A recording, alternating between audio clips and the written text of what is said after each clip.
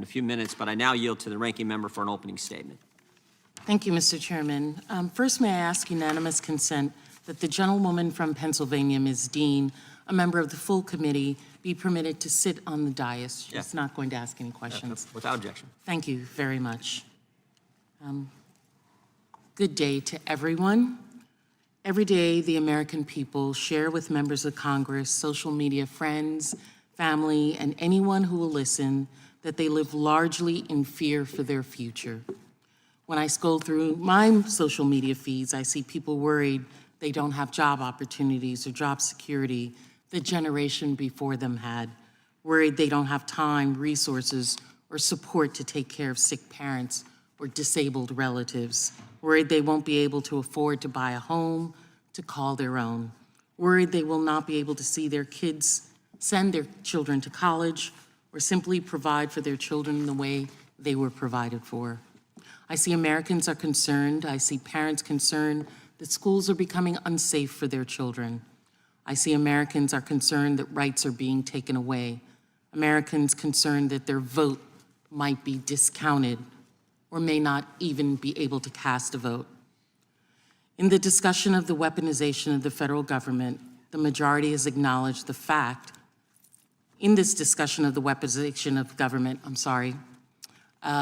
one of the things that I've requested that we look into is the IRS audits of working class people and people of color, which are far, far at a higher rate than millionaires and billionaires, or a discussion in a hearing of actions by the former President Donald Trump and what he has said he will do to weaponize our government if reelected.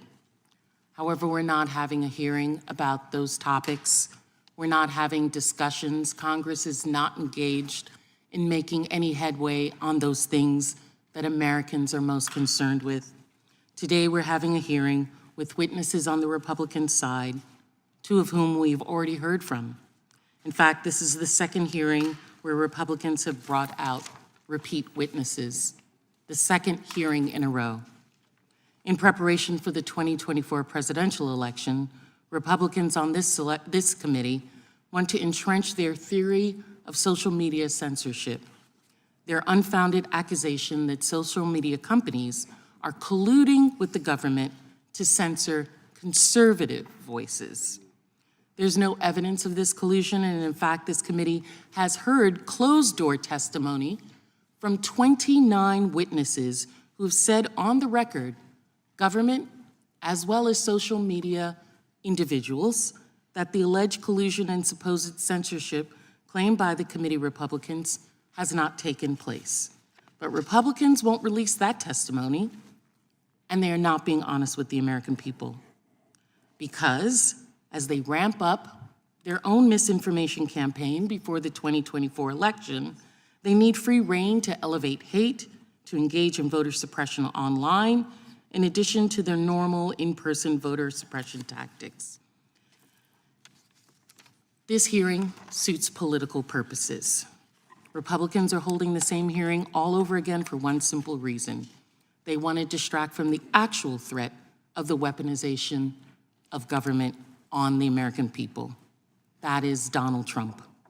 In the past few months, Trump has said that he would reinstate the Muslim travel ban.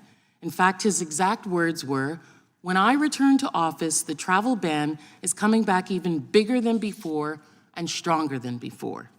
He has vowed to use the Department of Justice to investigate his political enemies.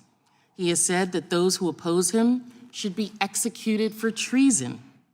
He has called his political opponents cockroaches, vermin, said that immigrants are poisoning American society. He has promised to use the Insurrection Act to mobilize the military against any protesters who speak out against him if he wins re-election. Those do not resonate as plans of a democratic leader. They sound like a dictator. They promise to be one who will silence his enemies and hold on to power at any cost. As the first branch of government, it is our job to be a check on that kind of undemocratic, unstable rhetoric in this republic. Donald Trump's statements are outrageous, and this committee and every member that serves on it should be outraged by them. And every American should be outraged at this committee by not having hearings on that. Many want to shield a man who, as many experts have identified, as spouting rhetoric cribbed from Nazi regime, calling his enemies cockroaches and vermin, saying that those who oppose him are poisoning the blood of America, and even calling for the execution of people who simply speak out against him. For 4 years, this man implemented loyalty tests, called for violence against his opponents, pardoned his friends, tried to illegally keep people out of the country because of their religious beliefs. He shoved children in cages, tried to illegally deploy the United States military to put down peaceful Black Lives Matter protests, and systematically dismantled the civil rights protections afforded to all Americans. And if he comes back, that will just be the start. That is why he has very clearly said what he would do over and over. Beyond loyalty tests, he plans to purge the government of all career officials and national security advisors who questions them. He plans to indict anyone who runs against him. He plans to silence protesters with the use of military force. He plans to make this country his, not the Americans' people. These plans will not just impact those who work in government. His plans are going to undermine the safety of every American when he appoints national security officials because they are loyal to him, not because they understand national security. They're going to impact people in areas that need support if he feels that they didn't vote against him. These plans are going to hurt men and women bravely serving in our military and law enforcement who are going to be forced to choose between carrying out fundamentally illegal unconstitutional orders and losing their job. Today we have Ms. Troy before us as a witness who has bravely spoken out to tell the world how Trump's White House had a culture of fear, how he had dictator-like tweets and statements, how he incited his followers to violence, and how he orchestrated detailed plans to spin his conspiracies into action by his followers. And she can say this with authority because she was there. She is a Republican who was in the Trump administration. When she says he means what he says, or that he will do everything in his power to make his dangerous promises come true, she speaks from experience.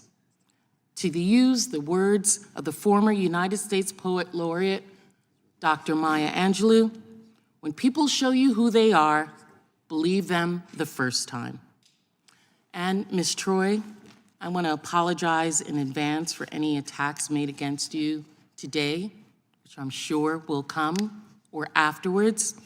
I want to thank you for your bravery coming forward and testifying today and speaking truth at all times, to be worried more about America than you are about winning. I yield back.